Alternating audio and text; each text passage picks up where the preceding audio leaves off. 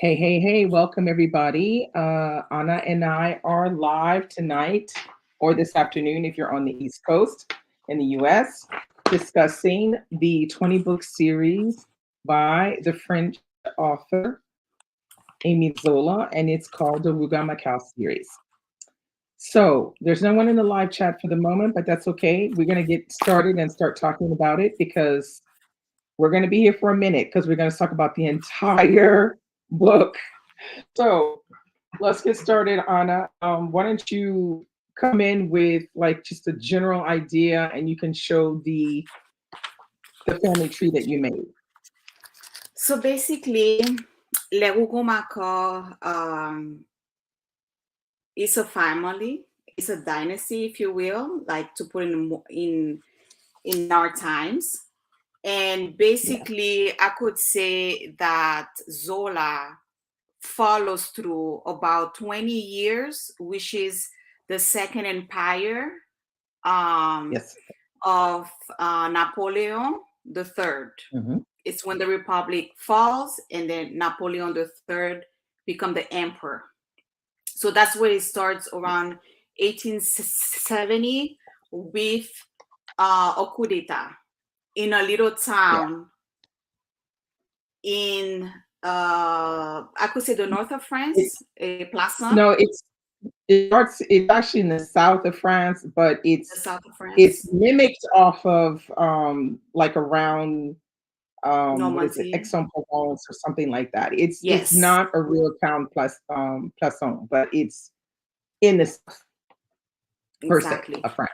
So the series open up at night during the coup d'etat, and we have this main family called Les Rougons, where basically this whole series is all about the legitimate and illegitimate part of the family. So the main ancestress is Adelaide. So That's right. we have the main ancestress Adelaide, who marries um let me see, she marries and have she marries Pierre Rougon, Yes, Pierre who's Rougon. a paysan, a gardener, and they have Mm, 4 children. They have Eugène, Pascal, Aristide, which becomes Sakal, mhm. Sidonie, and Maud. Then later on, I think when the husband Pierre Mougon passed away, she has By the an way, yeah. affair with Antoine Macquart, which is smuggler, Yeah. and he's He's alcoholic. not he's not of the upper class. He's really like kind of gruffy and yeah, he's not looked upon well in the village. So she has an Correct. affair with him, ongoing affair with him. Exactly. And from that affair, she has 2 illegitimate children, which is Ursula Macquart and Antoine Macquart. I don't know Mm. if you can see well here. So that's when we start to get to the illegitimate side of the family. Correct. Yeah. So the illegitimate section of the family, you can say that it's characterized, if you will, by the mental illness of the main ancestress, Adelaide. Mm, mhm. You see the genetics, the mental health, the psychosis in that side of the Mm. family, and also from the father who was alcoholic, the husband. You see it specifically towards the end. The whole line where we have Gervais is all alcoholism, and it keeps on going. Versus the legitimate section is all about power and money. and having a status in society. So Zola uses the naturalism form of writing. It's basically him documenting, telling you exactly what he sees and what it is. It's a social and natural study of a family along 20 years. Yeah. So I'll give you the definition of naturalist. For naturalist, the term is, it describes a type of literature that attempts to apply scientific principles of objectivity and detachment to its study of human beings. So like that's like the overall idea of it. And so Zola seems to be preoccupied by the idea that each person is affected by the environment that they're in. So the decisions they make and how they turn out is primarily because of the environment that they're in. And so this is why when we go through the series, we change different parts of French society. So we may be like 1 minute we'd be with people who are primarily people who work in shops, or another time it's just the upper class, or another time it's the politicians, or another time it's the religious people. And so he's studying mankind through these different areas of society. Correct. Exactly. And one thing I can say is that I remember one of the speeches that Zola gave. His concern was, he was saying that society, imagine 19th century, this man was well ahead because nothing has changed. Where he was saying that society was being influenced by relativism, relativism.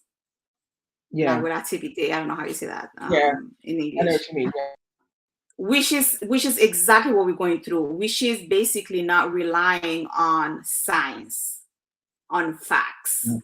Yeah. So facts. his approach of science and being a witness, documenting of what is happening in society, for him, that's the right way.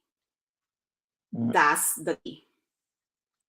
So it's, for me, it's, I found that so extraordinary because, here we are. Nothing has changed. It's definitely fascinating. It's definitely a fascinating works to read. I have all of mine here on the side. I kind of stack them up right there. You can see. So there's 10 on this side and 10 on this side. So we'll go through book by book. So let's just start with book one. Book one is this one. So La Fortune de Rougon. In English, it's called The Fortune of the Wugong. So this is the cover. This is my French copy of folio. Now, this book has, brace yourself, 66 characters. So I don't know about you, Anna, but I remember thinking, we said, oh, okay, let's read like the first 100, pages, and then we'll get back and we'll talk about what's going on. And I remember getting to page 40, and I remember sending you a message on Box and going, what the heck? All these damn characters, all these names. So I started putting a tab for every new character that arrives in the story. I wouldn't have to stop and write it down. I would just tab it at the top. And it was just insane, that the quantity of characters. Yeah, intense. Very extensive. Mind-blowing, But what happened to me with this book is that I didn't like pay attention in the number of characters. I was just swept away with the description of the environment. Is very descriptive. My God, the beginning of the village, of the town, from macroscopic to trees, the trees, to the micro, tiny. It was just Amazing. such a symbiotic experience. Everything is alive. This man is a mastermind in description. Yeah. And he's also very good. So like it's very descriptive in the beginning. And so that basically it almost felt like the Garden of Eden to a certain extent. Correct. Because it's the beginning of everything. The book is really the beginning of everything. And the last book is the end of everything. Exactly. So you're kind of like you're reading and you're trying to understand who's doing what, but it's not like until like maybe midway in the book where things are to make sense. They kind of slot in with much effort. Yeah, you don't have too much effort to really understand what's going on, and you're completely absorbed by the story. So for me, this one, I mean, I remember we were both just going, "Oh my God, I can't believe this book is so good." I remember our discussions were very long, and we couldn't stop talking about how fantastic it was to read something with so many characters, but with such precise description. Exactly. Like this description is not. It's not like some authors they do description is just because they just want to do description. No. That's not how Zola operates. All of the description he does is because he's trying to evoke a particular idea or a feeling or trying to get you to understand something. So there's none of this, blow by blow telling you what's happening. What he does is he does a lot of showing and you quickly put things together because the description is just spot on. It's a cinematography, cinematic kind of experience with the different lenses that go in and out. And like you said, it's dimensional because the feelings. This man, there is nothing, I've never seen anything like this. There is nothing that he cannot describe. Men, women, the sensitive to the most delicate emotion to the most rough, dirtiest that you could even imagine. I mean, there is nothing that this man cannot do.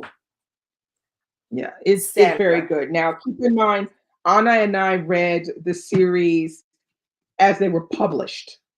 We did not read the series. You can also read it the way Zola says he thinks would be better for people to read it, which is more to put the family members together, per se.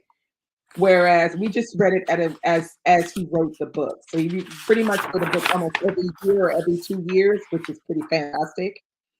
So the first one, which is this one, the theme is around the rise and the fall of the Second Empire of Napoleon III. So you're really comparing fortunes and misfortunes of different characters, and you're getting a concept of upper class, middle class, lower class. You're getting all of that perspective within this village of Plassans, and that's what this first one is like. So Anna, what did you rate this book? 5 star. 5 star. 4. I rated it a 4. Why? 4. What is it that you did that you felt that was missing? I don't know, but I remember there was a section that was making me frustrated, and I think it had to do. Oh yeah, the whole thing around the character, the young boy. Wait, what was his name? Yeah, there was something frustrating around that whole thing, and the way he wrote it kind of dragged it out, and then I knew it was going to be bad. I was like, enough already. Just get to the point. So I gave it a 4, but I mean, it was an endearing 4 stars because I was ready to go for book 2. For me, the description, the naturalism swept me away. Yeah, it was good. It was good. 4 or 5. Good book. Good book. All right, let's go to the next one. The next one is called, in French, it's called La Curée, which in English is called The Kill.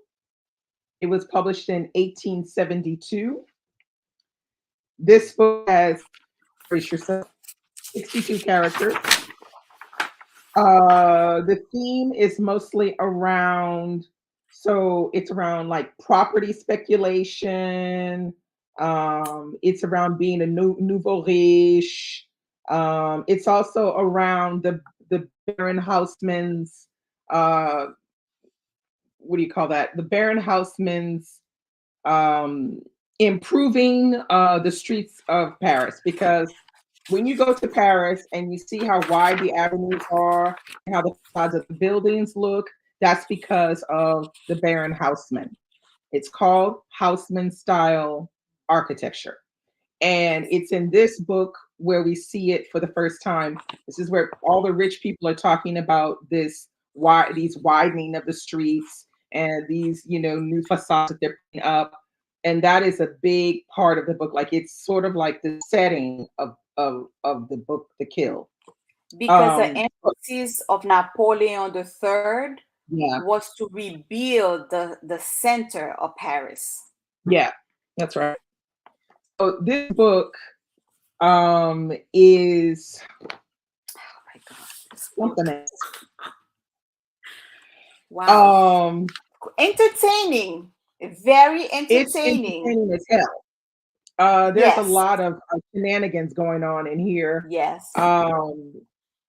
It is one of those books where, okay, so the main characters in here are, you have the brother, one of the brothers, Sakal. can't remember, Aristide and Sakal. you have his wife, The first wife is I have it here in the tree. I can't remember his That first they have wife's name, but 2 sons. he has his Angèle first wife. Sicardot. Angèle Yeah, his first Sicardot wife basically dies. She dies. dies. And before she dies, he's already looking at the next woman he's going to marry. I was like, And they have 2 children, which is Maxine and yeah. Clotilde. And Clotilde. guys, brace yourself for Clotilde, okay? I know, brace yourself for that. You're not gonna be ready. You're not gonna be ready. So, so he remarries, and he basically remarries this young woman who's filthy rich. But of course, Sakal has no money. But he gets money now that he's with this young woman. Well, guess what? This young woman got her eyes on his son. His son, exactly. who's like, but you see, it's just that because they have around the same age, yeah. I think she adored the companionship, because Sakal never paid attention to her. He just left early in the morning. It was all about the money and her signing checks. Yeah. That's it. Yeah, he's kind of old, but boy, she turned him out. She turned that little boy out. It was like, woo. But who really spent time with her, who listened to her, who went out with the friends and other parties, was Maxine. There's a little bit of la folie, craziness and partying, and exactly. It's a little bit of it's a bit of risque things going on. It's interesting. The Kill. I feel but I did not see it coming. It's not that long. Her and Maxine, it's not that long. It's one of the shorter ones. It's not that long. Yes, but her relationship with Maxine, yeah, a 4. Oh. 5. I think it's a 5 for you. Yes. 5. It was so good. It was so good. Because that aspect of her towards the end with Maxime, it kind of shocked me. Like I didn't expect that at all. Yeah, that the ending was quite emotional. Quite emotional. That's all I'm gonna say. All right, let's go to the next one. The next one is called The Belly of Paris. In French, Le it's Le ventre Ventre de de Paris. Paris. I like this cover. It looks like a ham shank or something on the front cover. It's just really gritty or whatever. This book has 50 characters, and the theme is around the structure of what we call in France or in Paris, les halles, which is the central marketplace in Paris. So it's basically around the lives of the workers in les halles. So like the butchers, the bakers, the candlestick makers, all the different people that sell something in les halles. So this is a whole community and a whole different type of life than what we see in the other two books. So the thing about this one is it breaks out one of the main themes that runs through all of the books is what he calls the les maigres and les gras. So the fat The fat and the and the skinny. thin. Yeah, Yeah. the skinny. And so this is this idea of who is able to who is able who is able to have the most or acquire the most, and the ones who don't have a lot, how do they survive it? Like, how do they survive only having the strict minimum, if they even have the strict minimum? um, so this one was interesting because the philosophy of that runs through the entire book.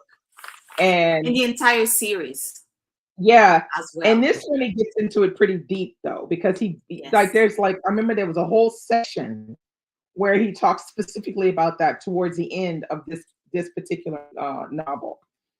And the characters in this are just wow, all over Very the well all fleshed. kind of stuff is going on, down to political beliefs. Yes. Down to who's got the most money. So we have that dynamic with in the butcher shop with So basically, it's about Lisa Macquart, who's yeah, a daughter of Antoine, Antoine, yeah. and so she marries Quenu. And she marries him because he's a butcher and he's got money, basically. Exactly. And also he's not that smart. He's not that smart. He's not that smart. And they have a daughter, Pauline Quenu. Yeah. So you can have an idea. So she kind of gets into this family, and Lisa is she's pretty, and she presents very well in the shop, and she's young. And she And has they have this work daughter. ethic, very professional, and her work ethics is excellent. I mean, that's her virtue, that's her purpose in life. Yeah.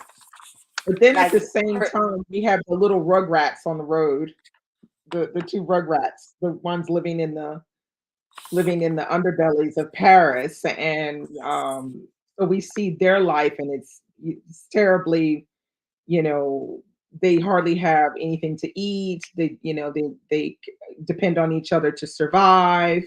And then at the same time, there's another storyline going on with the brother who's come from Cayenne, because he was in prison in Cayenne. Yes. And he's come back to France, and he comes all the way back to Les Halles and winds up finding his brother and living with his brother and sister. But child, that don't work out like they think. But the problem with Florian is that he cannot integrate himself 100% with the greediness of his surrounding. He just can't. Yeah. And he so can't. As well, because of because he was for the Republic and Napoleon now is in power. So Lisa Macquart felt threat. I mean, it's not threatened. She felt, she felt threatened, like her safety and her future, her livelihood. because she's like, 'Cause they come he and was get gonna him, take their money. and we're gonna lose Yeah. everything. Yeah. Yeah. So what did you And rate that one? beautiful descriptions. You know, Yeah, and it's 3.5. I did 3.5 too. Yeah. There was something about, I don't know, I can't remember exactly what it is, but there was something about the story that didn't capture me in the very beginning of it. I think it was. It took a minute for me to get into it, and when I did, I started to really enjoy it. And then it had a little bit of mystery going on in it as well. And so Yes. that kind of threw me off because it felt like we were going in and out of all the different stories, and you really had to stay on it, to keep up with Exactly. what And I think what Zola was trying to do maybe is trying to mimic yeah, the lack of possibly. order and the chaos Yeah, in the market. yeah, It was just all yeah, over the yeah, place. We see the chicken flying, and then we would yeah. go There from was a one lot of that, producer to, yeah, there was a lot of that. So you had to keep up. but it was a good one. I mean, a 3.5 is still really good for Zola. I mean, Very good. it's still a Very really good. good rating. Yeah. All right, let's go to the next one. Oh, the next one is La Conquête de Plassans, which in English is The Conquest of Plassans. That's listen. This one right here, The end, 555. guys, was majestic. I was like, yes. It's the kind of Yes. story. So let's just paint a little bit the picture. So we are now inside of this young family. Well, young family. So you've got the mom, the dad. They have 2 sons and a daughter. So the youngest daughter, sorry, is has the mentality of a 7-year-old, but she's like 12 or something like that. And then she has 2 older brothers, and at the same time there is a lot of upheaval happening in the church in the town. Yes. So this new priest comes and integrates the village. He is up to no good, this priest. So normally he would go and stay in the rectorat or the thing for the priest, but somehow he winds up staying with this family. And in staying with this family, all hell breaks loose because this priest is doing all kind of shenanigans because he's been actually enlisted by Eugène Rougon, who is the older brother who is a politician in Paris. He's been enlisted to come down to Plassans to try to manipulate what's going on in the village and make sure that people are going the right way. But exactly, what winds up because it's happening, the vote election is about to come, and he needs to yeah, make sure that the people of Plassans are manipulated and make sure secure that they have all the votes. And he yeah, does yeah, that yeah. through religion. But my God, the hot mess that he starts in that family, I couldn't believe it. And this one is like one of those train wrecks that you Yes, just can't turn away from because you exactly. can see what's going to happen, and you see the emotional stress that he's putting on this family. And it gets to the point where one of the sons actually decides to become a priest out of it. Serge, the second one, The Serge, become mom a priest. starts becoming a holy roller than now when she wasn't even a believer Yes, before. went to the And the total priest, extreme. yeah, the priest and his sister and the sister's husband and the mama have taken over the whole top floor of the house, Exactly. and they are ruining these people's lives. But let me tell you, that ending, All I'm gonna say is that ending though. I was not ready. The ending, François Mouret, when he comes home Oh through my the God. back, and he sees his garden because his youngest daughter, Desiree, it's I guess we could say mentally challenged a little bit and Yeah, very she's mentally innocent. challenged. She's kind of like a little. She has the mentality of like a very small child, but she's like maybe 12 Correct. or something like that. Exactly. So they love their garden. It's Yeah, sacred for them. So when François Mouret access the house through the back and see the garden completely destroyed, completely changed, and what struck me most that's when it went into my heart, it pierced my heart, was when he visualized his daughter Desiree playing in his garden and they took away all that. mm. That right there, the man snapped. He flipped. He He snapped. Yeah, that snapped, was.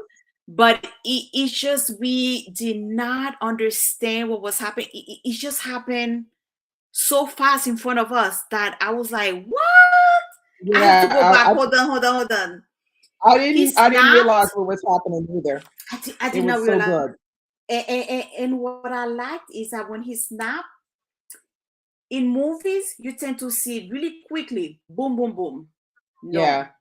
Zola took No. his sweet time. Yeah. So you go with him, you It follow was him good. going up the stairs, and you Yeah. see him taking the wood from the Uh-huh. garden, going up each room, putting it in front of each door, and taking his Yeah. time to placing the wood in a particular way, securing Yeah. the door and everything. And he sets Very fire satisfying.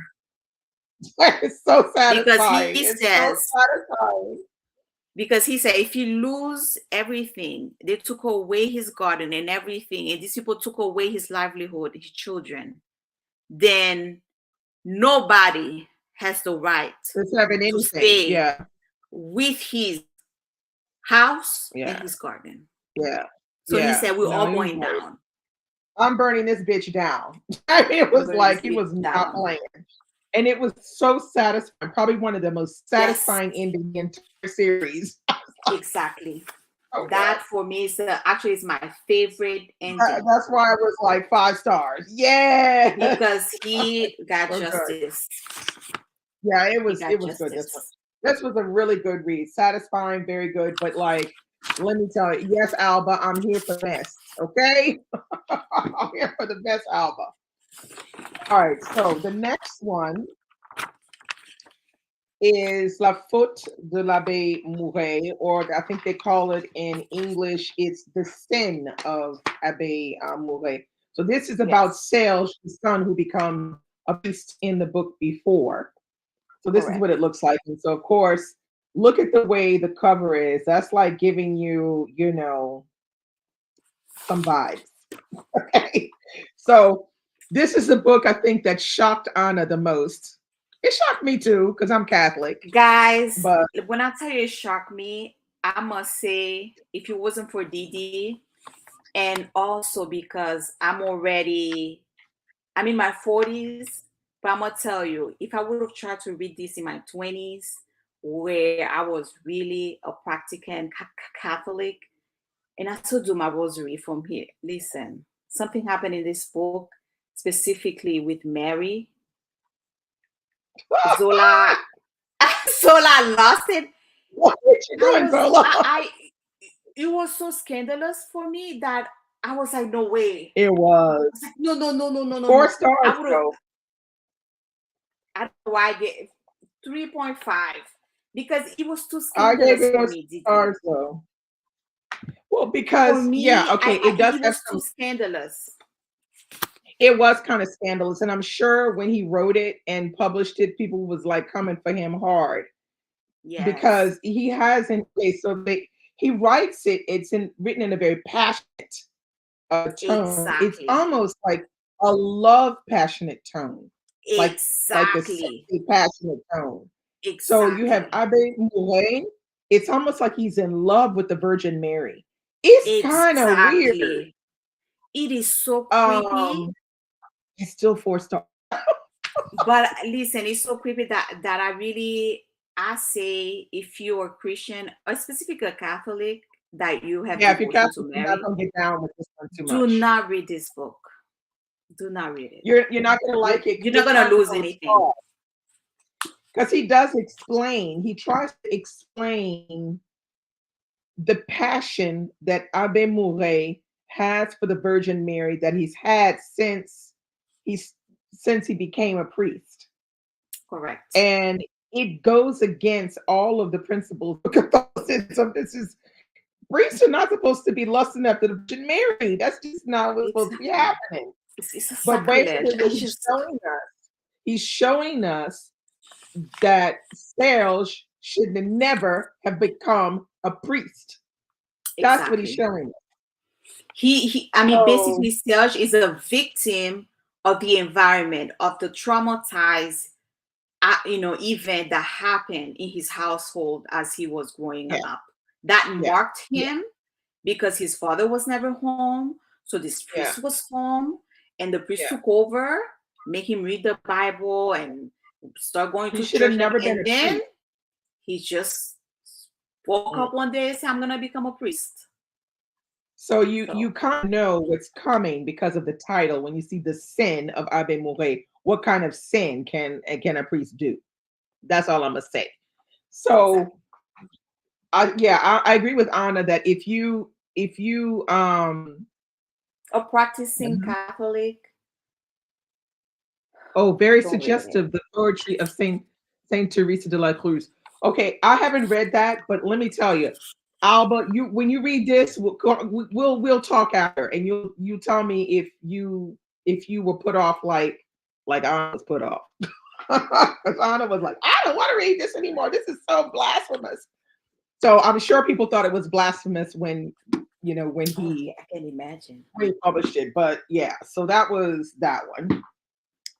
All right, now the next one is Son Excellence Eugène Rougon, His Excellency Eugène Rougon, published in 1876, 78 characters, huge chunk. And I gave this one. Oh my God. I knew it. Oh, 2. Listen, guys, I give it a 3. No, ma'am. No, ma'am.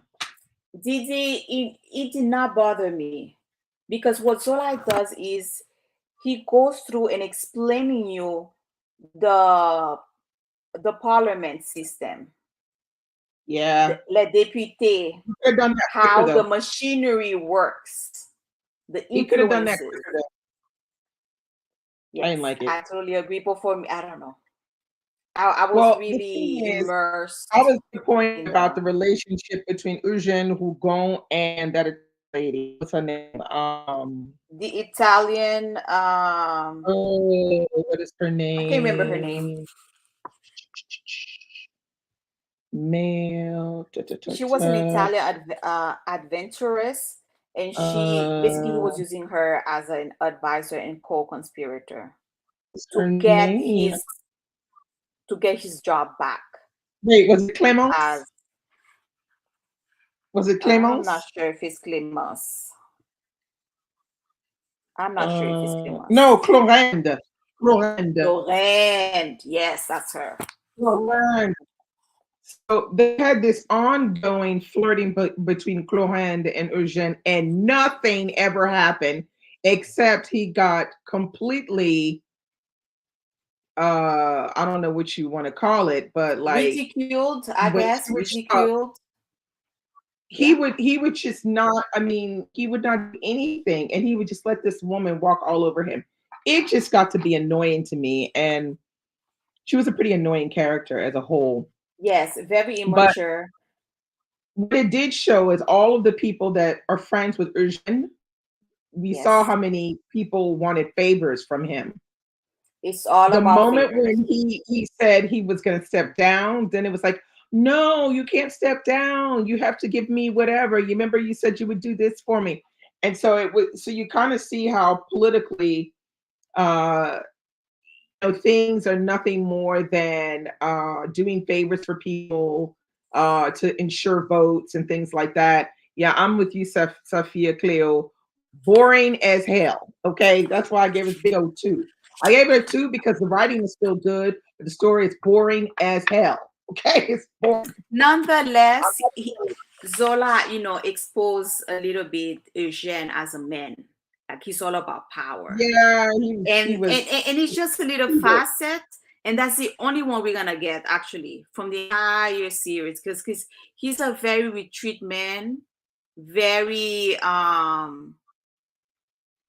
isolated man. Yeah. Him and his mother Felicité, they're like this. Yeah, because it's all about the power. They're very similar, but this was Very like similar. so boring. And it was 566 pages. Jesus, It was extremely long. 78 characters. A real bore. This one. I mean, I wouldn't recommend it. I'd say skip it. All right. The next one is L'Assommoir. It is The Drinking Den in English. It was published in 1877. It has 85 characters. This one discusses pretty much the poverty and the slums of the drinking houses in the Parisian underclass. Yes. So this one, 5 stars. It's a 5. It's a tough read. Fantastic. Your heart, Zola is holding your heart. You He's cry. I cry. He's holding it and squeezing it at the same time. So this one talks about Gervais, which is one of Antoine's children, his daughter. And Gervais is married to a man that's called Lantier. Yes. And they have 3 children. Claude Lantier, Jacques Lantier, and Etienne Lantier. So we see them when they're when they're boys in here. Yes. And I tell you, Gervais, I live for the beginning of this book when she realizes there's a woman who is sleeping with her husband. She's kind of like a courtesan, and she's sleeping with Gervais' husband. And she's at the wash house area, and she hauls off and knocks her in her head. I was living for that. I was like, yes, Gervais. And we see I really like her character too, Sophia, but Lord, she took a turn in the middle of the book somewhere. Oh my God, I was so proud of her. Yeah, she was doing so well. She's a real hard worker. She's really smart, but she was married to a jackass, a mean, nasty man she was married to. So if you want to watch, the naturalism is really apparent in this, because it really does show how your environment is the way that affects, your in certain events. But I highly recommend this one. This is probably one of the fave of the series for French people. A lot of French people, if they've read anything from Zola, they've read L'Assommoir. That's one of the ones they've read. Highly recommend. Powerful. It's as if I'm like Zola is trying to tell you that it comes to a point that there's so much you can escape the effects of your environment. Because as a young child, her father abused, was alcoholic. She was drinking alcohol. She was only 12 years old. 12, 12. Exactly. She was drinking since then. Yeah, and they were all, it was an abusive environment, and her having young children at a young age. And then she did good. She went to Paris, recuperate, and then just one incident, and then boom. She went to the void of destruction, guys. And Zola. Yeah, it's quite a powerful novel, but it really made me sad. because I really was like pulling for Gervais. I was pulling for my Gervais. And it just was like, oh, Gervais, it ain't happening. It ain't happening. But I highly recommend this one. This is probably one of the best ones in the book of 20 of the series. And Gervais is a very touching character. When you finish the book and there's something in you that is just your heart breaks. I think I actually cried when I read this one. I cried.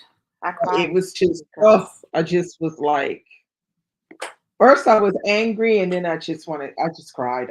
It's so sad. So sad. But excellent. It's a great classic for a reason. All right. Let's see. Oh, okay. The next book on the list is Une Page d'Amour, and this is called A Love Story.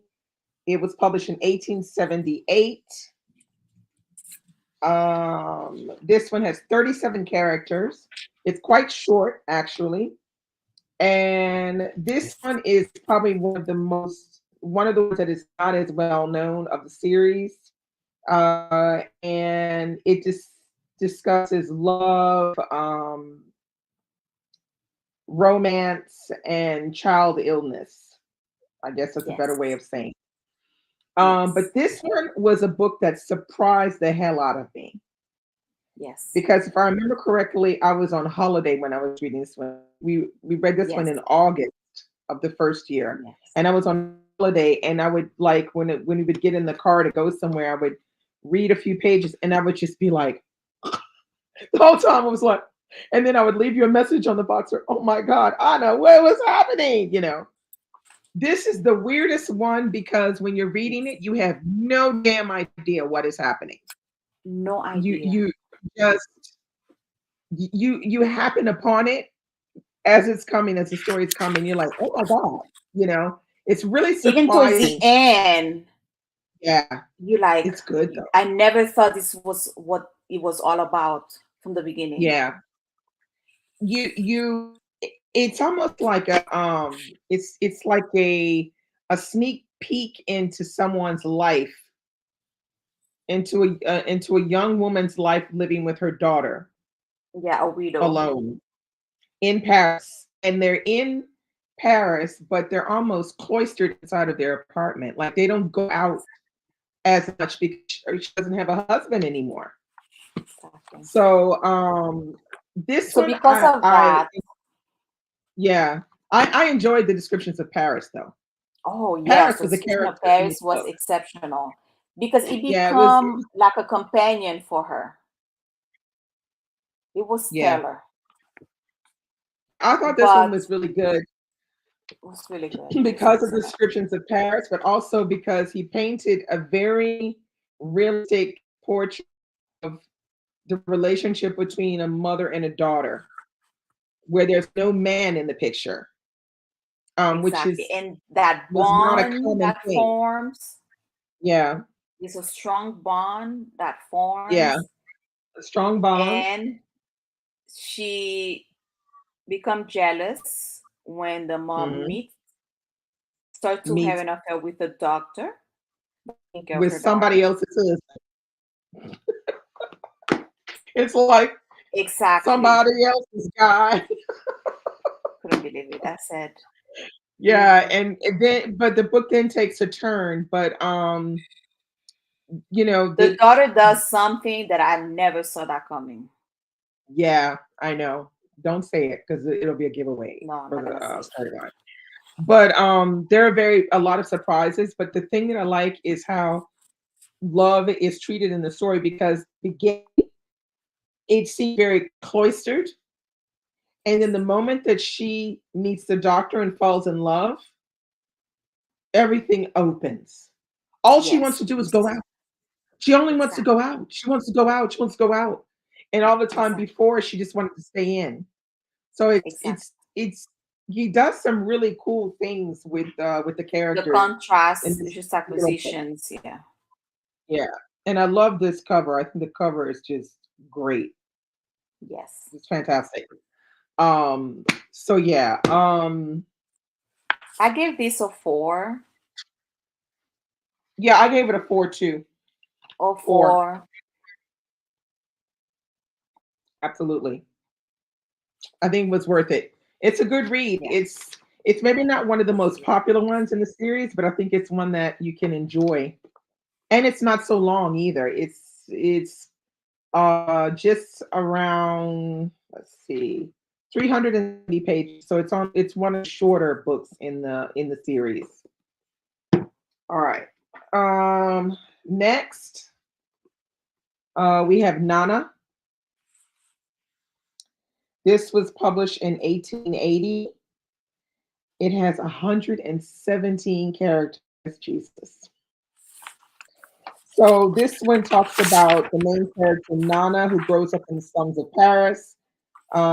She has this career as an actress, but she's not very good at it. And then she becomes a courtesan. So the book talks a lot about prostitution, corruption, decline, yada yada yada, the whole schmel. This one I gave, let's see what I gave it. I gave it 2.5. Sorry, I just didn't like I'm it. leaning towards a 3, but I could easily give it a 2.5. I gave it a 2.5 because I was just so freaking frustrated with this character of Nana. I just was like, girl, when are you, Because girl, what are because you doing? this is the only book where Zola explore the psychology of sensuality and sexuality. Yeah. Oh mon Dieu. Yeah, but also It's literally as if we were in a lot of today's. things.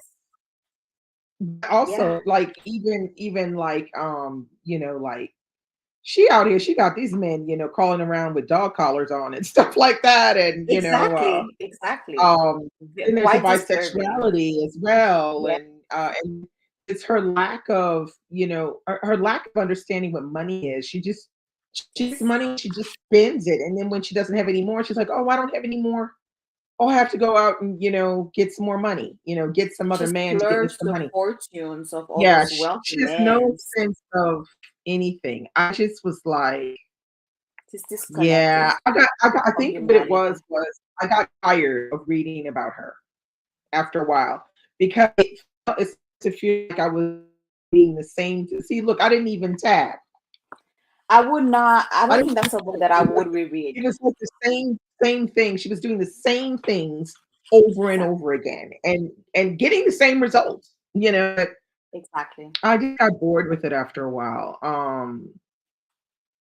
I don't know if I would say she was smart and powerful. I would say she was yeah, she's a good manipulator. Yes. Um but smart, no. I don't think she was No. smart Not because if she was smart, she wouldn't been so damn broke all the time. exactly. She just was, you know what she's like? She's a character of excess. That's what it is. Exactly. She's a character of excess of everything, excessive money, excessive sex, excessive And when everything. she reach the excess, that top, then she destroys everything. Yeah, she destroys everything. Every time. Yeah, Like there's yeah, nothing wrong. Like you made it. Okay, now you have a lifestyle. yeah. And then boom, destruction. She, Every time. and it's not even until He the has to end mess it up. where we see that she actually does care about her son. We only see that at the very end because the rest of Yes. the time it was like, I don't know. She's one of those female characters in this series that probably um, had a lot of power because she wields her sexuality in a way to get power and stuff like that. But I don't think she's smart. I think she's yeah, it could be a man writing about a woman. It could be. But I mean, he's written a lot of different types of women in the book. So I guess this is maybe in the eyes of a man, but he gives her the power. I mean, like when she had those men crawling around with the dog collars on and everything, I was like, okay, Zola. I mean, if she can get these men to do this, kind of thing.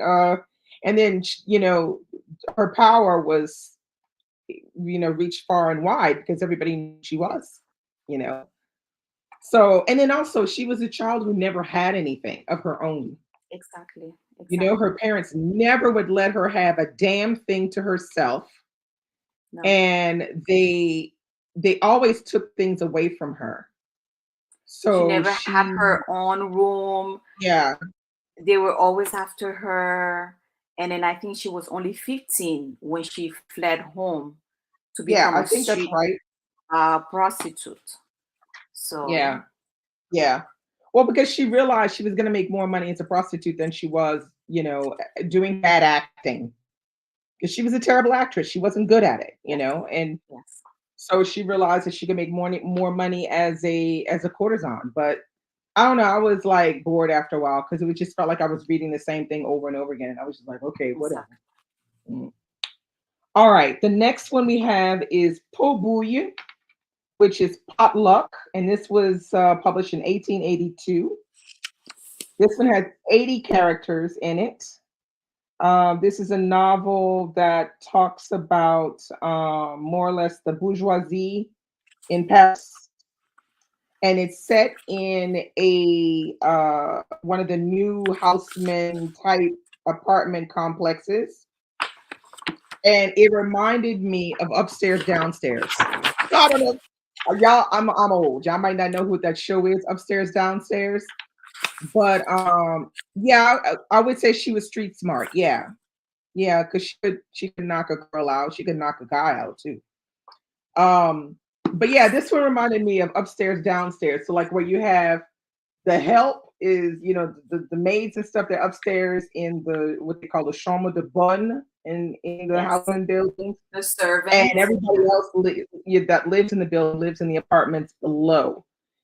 And this one, it's Octave, right? Who's in this one? Octave Mouret. He's the first son of François Mouret, so that's Octave.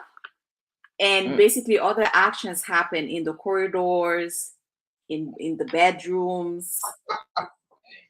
And Octave is trying to make money. He's looking for fortune by sleeping with women, guys. Sleeping with women. He's trying to be an upscale with women. Exactly. I said, this boy here. I was like, come on, Octave, with your gigolo self.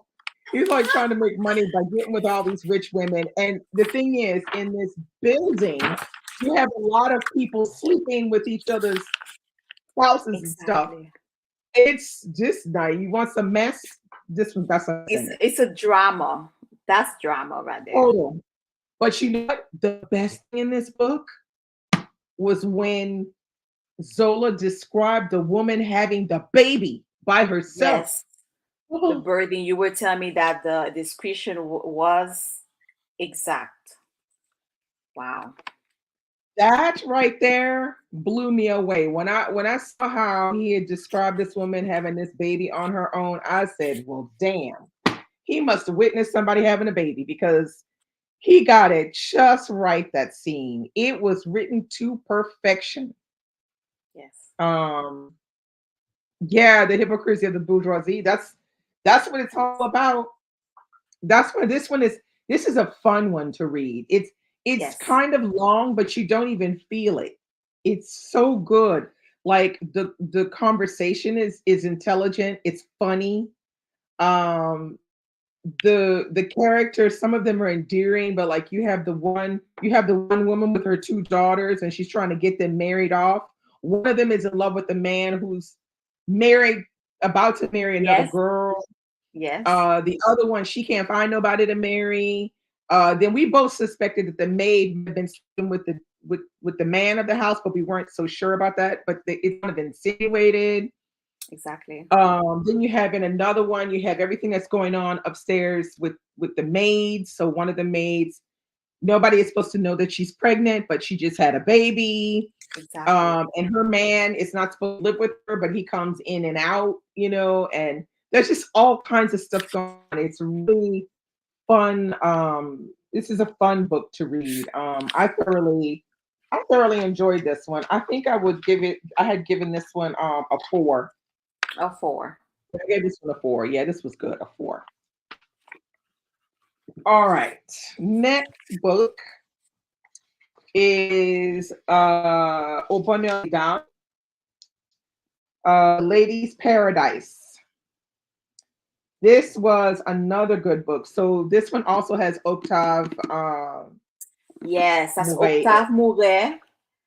Now he stopped being a gigolo. Now he's that's fine. Because I think So in the previous book he was an employer at the store.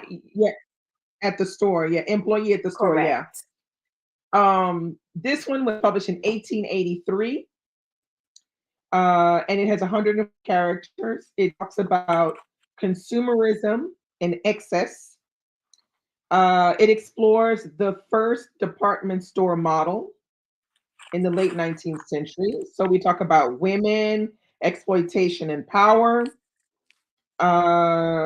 We talk about the various ways that men exploit women. You see that in here? You have the difference between tradition, modernity, class, and mobility. This one is really, really good. This one, you just don't know what's going to happen next. And it gets tough because he destroys le petit commerce. Yeah. The local and small little shops. Oh my God, that was devastating. Tough. That was really devastating, but it's very similar to what we see now, is how big commerce destroys the little shops. But this is like the beginning of like if you ever go to Paris, you have the department store Printemps, the Samaritain. These are the big department stores that started back in the 19th century. And so we are following a young girl who comes from the countryside of Normandy to Paris because her parents died. Yeah, and Denise comes with her brother, with her younger brother, who's like maybe like what, 6 or 7 years old. Yeah, and then her older brother is 14, I think. 14. So he's aged to go and be like a what do you call that? Apprentice. And so Denise has to go to Paris to look for work. So she first stops at her aunt and uncle's place, but they don't want her to stay with them. They don't care. They just don't want her to be around. They're like, just, figure it out, girl, and get going. So eventually what winds up happening, okay, so her aunt and uncle own the small shop that's across the road from the giant big department store. Exactly. So since the uncle refuses to hire his niece, she goes across the road to get a job. She goes to the big department store and she gets a job. But the thing is, she's from the countryside of Normandy, so she's not like a big city girl or anything. So her clothes are really simple. But the thing is, Denise is very good at her job. Yes. She's good at her job. She knows how to serve the women. She knows how to propose the right dresses and things. And she's really good at her job, although all the other women look down on her because she comes from the countryside. So while she's there, I think she's working, and one of the first young men that she kind of like falls for is Octave Mouret. Yes. She suddenly she sees him and she just thinks he's so good looking, and he's a handsome man, but she knows, she's like, no, he could never be interested in somebody like me. So at the same time, she also meets another man. They become friends because they come from the same area of Normandy. So they become friends. And that's all we're going to tell you. You got to read the book because it's very good, this one. It's very interesting, great descriptions, great dog. Let's see. Sophia's description of the department stores was more interesting than the character of Denise. Oh no, I like Denise and her relationship. Oh yes, I like Denise. So popperish, but I liked it. I thought it was interesting. I like Denise because Denise is the one that pulls Octave Mouret from his high horse Yeah. From his craziness, thinking that he Hmm. owns everything, he deserves everything. And Denise is like, Yeah. no, you don't. And that every woman wants him. Mm. Exactly. Yeah, she Because showed she was him. the only one that always said no to him. So Yeah. he And he couldn't had deal never with been it. said no to before. I loved it. Denise, I was like, hats off, Denise. Exactly. And It's also, a I was 5. correct. It had every modern day phenomenon, gentrification, big box versus small business. Yes. Yeah, it was good. I gave it a 4.5. It's a 5 for me. Yeah, 4.5. All right. The next one was, let's see. Hold on. The Joy of Oh Life. Jesus, I know. La Joie de Vivre. All right, so the Joie de Vivre was 1884. It has 34 characters. This is a book that discusses life, but Pauline, there is nothing joyful about this story. nope. Not at all. He was being facetious when he called this book the Joie de Vivre. This was that he was not serious when he was being facetious when he wrote this title. So this book talks about the daughter of um, Lisa and Lisa and what is his name? Connu. Canu from Le Ventre de Paris. So it Yes. talks about their daughter who comes and lives with her cousins because her parents have died. Yeah, she's only 10 years old Yeah, and and so they leave her with the she has cousins an and all her money. Les Chanteaux. They are bourgeois, the cousin of her father, of Connu, and they I'm divide like, her inheritance. yeah. That's all I gotta say. And well, like Alba said it, but Denise at the end, and she put a bad face. I was like, yeah, girl, please. A horrible, horrible ending. Terrible, terrible, terrible. All a joyful book. It made me more mad than anything else. This book. I wasn't even Yes, sad. I was just pissed off when I read this book. And yes. when it ended, I was doubly pissed off. I was just like, I cannot even believe this. Cannot believe it. I was like, no. But the writing is really good. But I Yes. feel like Denise was just taken advantage of all the way around for everything. Pauline, yeah. Um, but I did give it a 4. Yeah, I give it a 4 as well. Because, I give it, the description of the sea that mimics the emotions of Pauline looking through the glass with a storm. It was just yeah. exceptional. It was just exceptional. So And I feel she prefers the book set in Paris, but I like this one because the description of the countryside here is beautiful. it's gorgeous. It's And it's in gorgeous. Normandy, on the sea, on the Yeah, coastline, it's beautiful. basically. Yeah. This is not far from where I live. This is fantastic. The description is wonderful. Yeah, I think also it's Zola's way of talking about how life can happen how it happens, and there's not much you can do to change things. And then also not everybody is your friend, that's your family member. Yes. Your family members are not necessarily your friends. But I think Um, us seeing the sacrifices that her parents went through did in book number 3, Le Ventre de Paris, and seeing the yeah, that legacy money of, just go away. That just made me sick to my stomach. oh my God, my God, my God. They are all awful. The mama, the daddy, the son, they were all trash. Every single one of them. Every single one of them. And then when he marries the other girl and then brings her back, and then she has to have her baby there. And oh my God, I just was just like distraught. I was He distraught was reading like that un book. bon alien, like She has to do Yeah, everything. it was terribly difficult to read that one after a while. Okay, next book on our list is Germinal. I think a lot of people know this one. Germinal, it was published in 1885. It has 93 characters.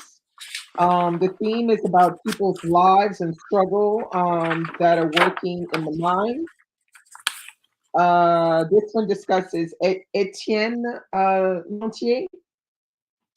He's the main Yes, character. Etienne Lantier. It discusses socialism and social justice, human nature, relationships, and all of this taking place in a mining town. This book is 5 star, 5 star, 5 star. Masterpiece.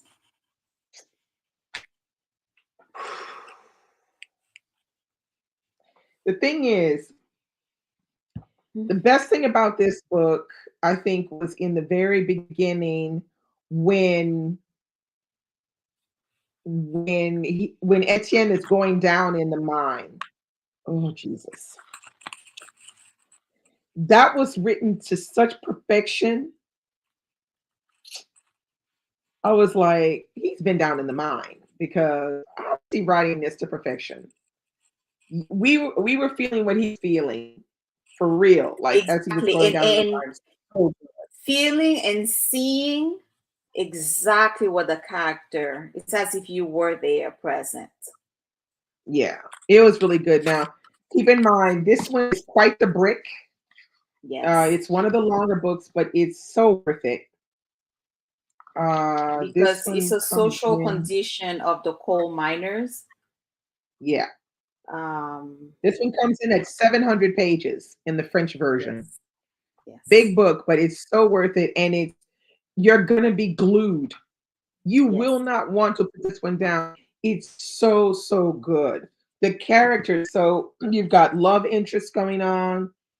You've got the fight for their rights in the The mine. strike. Yes, the Uh, strike. Yeah, the strikes. you have also the upper class, and you see how the upper class don't have a very correct perception of what the people in the mines are living. And so that's why they don't treat them well enough. The people in the mines don't know how to stand up for their rights. They're not really sure how to do that. They're not really sure what they can ask for. They're living off of the strict minimum. They're not paid well. It's just, it's the perfect book. This one, when I finished reading it, I swore that I was not going to watch the movie because I don't think I could. I don't think I could. I could watch the movie. It wrecked the book at the end. I was just, ooh, child. It was a lot. It was a lot. It was a lot. It was, I was wrecked when it was in the end. I was wrecked. Okay, next book is The Masterpiece. In French, it's called Rêve. This one was written in 1886 and it has 76 characters, believe it or not. This novel was basically around the idea of artists, the commodification of art. This one was also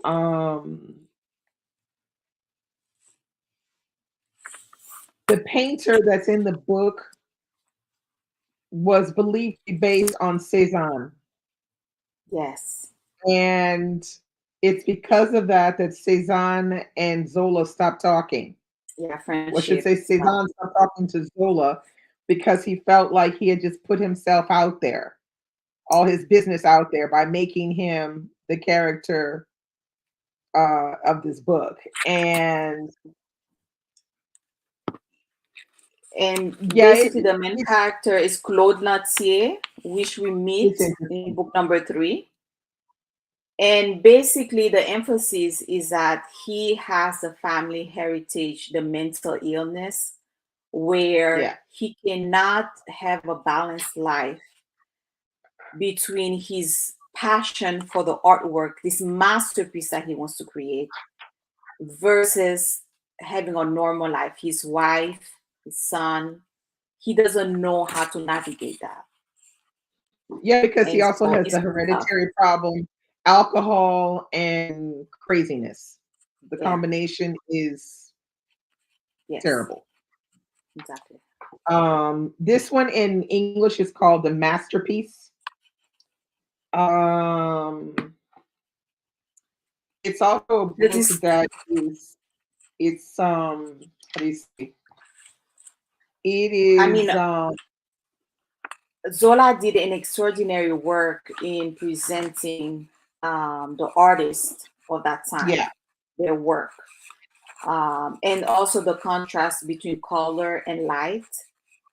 And this is a book that me and Dizzy, we don't agree, no, we don't agree because on it. for me, I could see myself, because what happened was that him as an artist, he had a specific vision,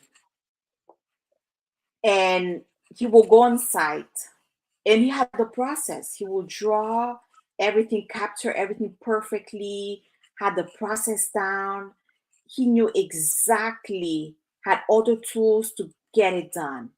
And then when he would get home, he could not for the life of him, what he would do was far away from this masterpiece, his vision that he Yeah, has in his mind. it wasn't the And he same. felt how distant, like he just couldn't do it.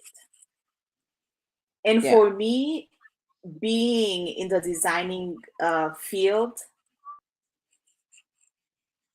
I've been there. I've been there. I get that part of it. The part that I didn't like was how he would just forget to do everything: eat, sleep, Yes. go to the bathroom, shower, say hello to Yes. people, look Yeah, at he his went to the son, have a extreme. Yeah. discussion. He was just Yeah. like, it was like he was living alone. He would just go Yeah. in, it was almost like he went into some kind of weird trance, and Yes. he could never get out of it. And he would just Exactly. plunge himself into this painting. And then once it was done and he would expose it, people would just be like, what the hell is that? He would just be the laughing stock of the expo, because he will have painted something that made no sense to anyone else. And he was doing this, all the time on boucle, as we say in French, just over and But again. also it emphasized in terms of the critic, to criticize art, to review Mm, art, how yeah, subjective it was. yeah, yeah, Because it's all about what this group of people decide that your work, your value was.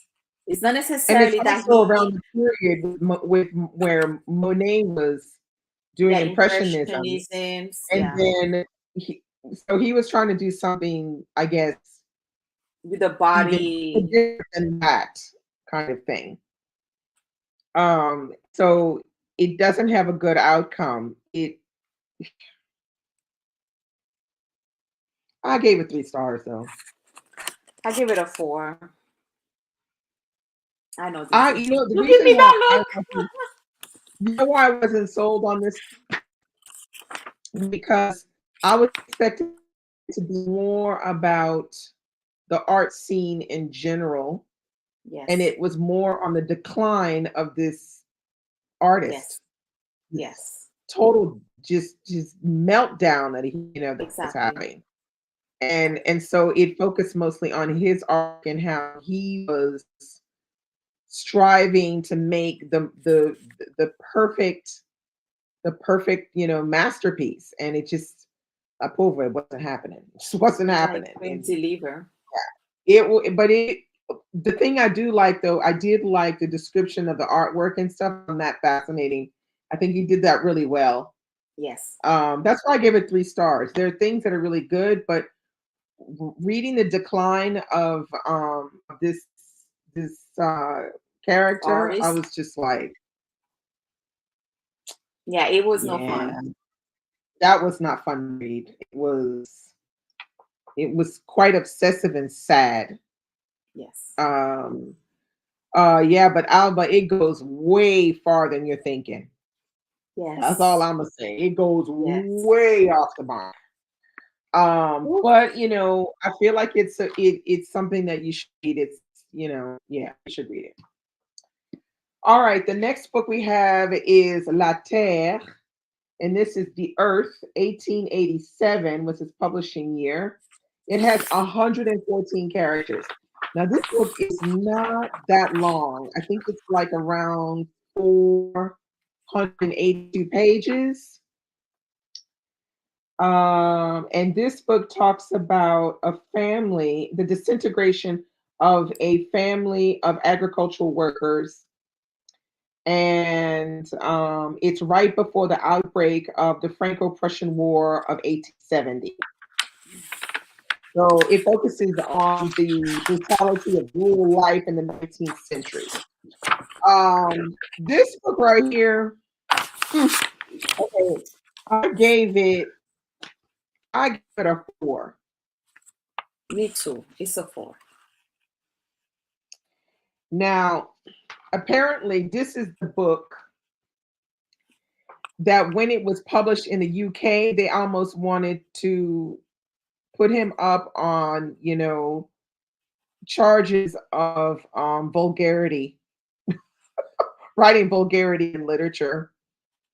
And but you know, it's a good story. It's a great And I'm going to story. tell you why. It's a good story because you get a very good understanding of what it is to be a paysan, and Yes. you get a good understanding of like the parcels of land and stuff like that.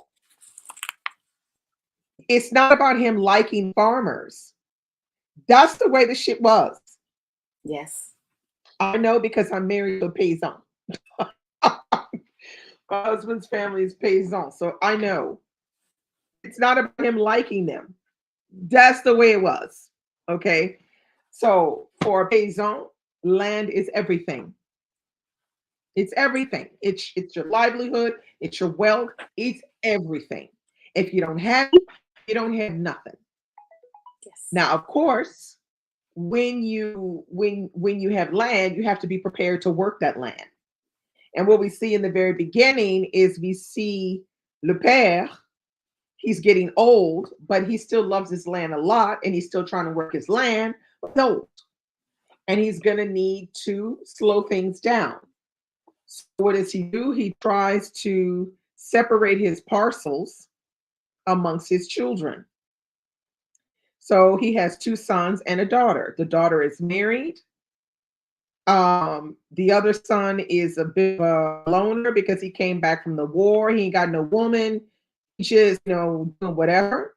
The other one, he has a wife, but he's a cheapskate and he doesn't like to spend money. Yes.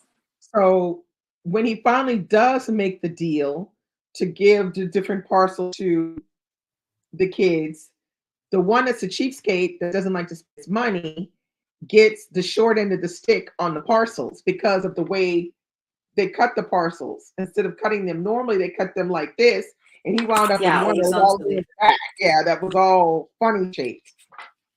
So what we get there is we see how how the inheritance and the desire for money becomes greater than the idea of what the père, the father, originally thinks of the land. He thinks of the land as everything. It's his, you know, it's been brought down from each of his family members, and it's his livelihood. And his children don't have the same philosophy. His children only think of it as the money. What am I going to Money. get from this? And this is the reason why even the youngest son, or the one who's the cheapskate, he thinks of it as, oh, I'm doing all this work and I'm not getting anything out of it. So alongside that, you do have the brutality and the harshness of rural life. And in that, we see some pretty terrible things happen in this book. Yes. But there is one thing that Anna and I were like, oh, hell no, that could have not happened. There was one thing that happened in the book. So you have this dynamic where the two sisters are living with their father, but then the father dies. And the sister that's married is living, the younger sister who isn't married is living with her sister and brother-in-law. But the whole time they're living together, the brother-in-law is making passes at the young sister-in-law. Yeah. And he's violent with his, his advances to her. And at one point, towards the end of the book, she says that she actually loves the brother-in-law who's been making terrible sexual advances towards her the entire book. And I was like, oh, hell no. There's no way. No way. What you wrote before with the advances he was making on her, that now suddenly she likes the brother-in-law. I didn't But do that. it was like just an instance of we're not gonna say that I couldn't believe that. Like psychologically, like it made no sense. Made no sense. Yeah, that made no sense to me. That was the only thing I was like, oh no, yeah, Zola, you tripping right now.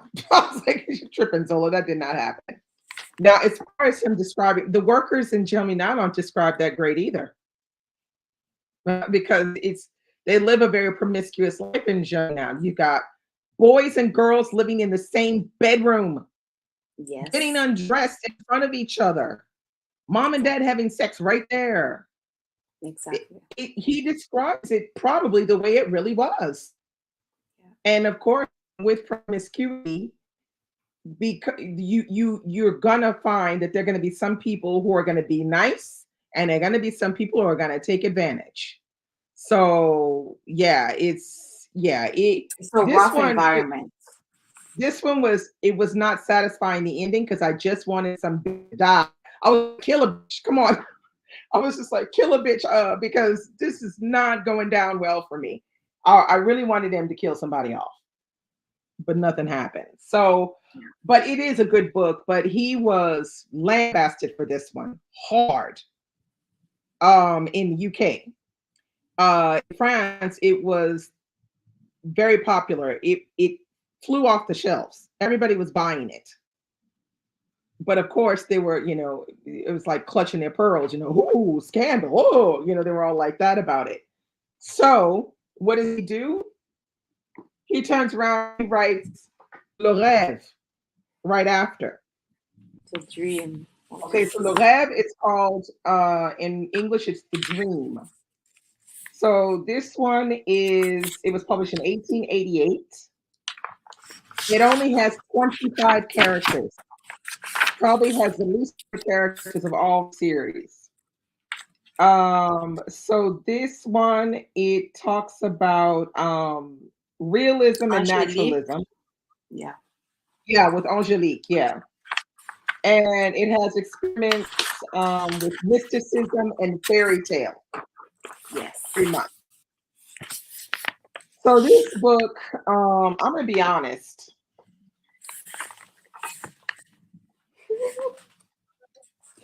It was some sort of Disney World kind of thing. Somewhere between a 1.5. Oh my god.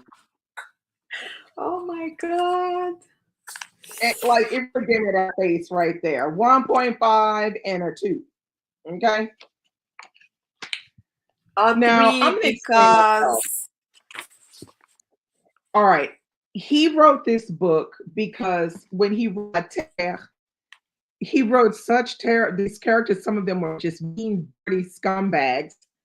So he wants the public to see that he could write nice, clean, lovely story. To the public, his readers. So he did that really to appease the public, writing Le Rêve. But when you read it, you're just like, really, Zola? You're like, really? Is this what you're doing now? It's the most unbelievable, actually, book of the entire series. I'm like, this is not Zola at all. I'm like, what is this? Like, how can Sidonie produced a child called Angelique.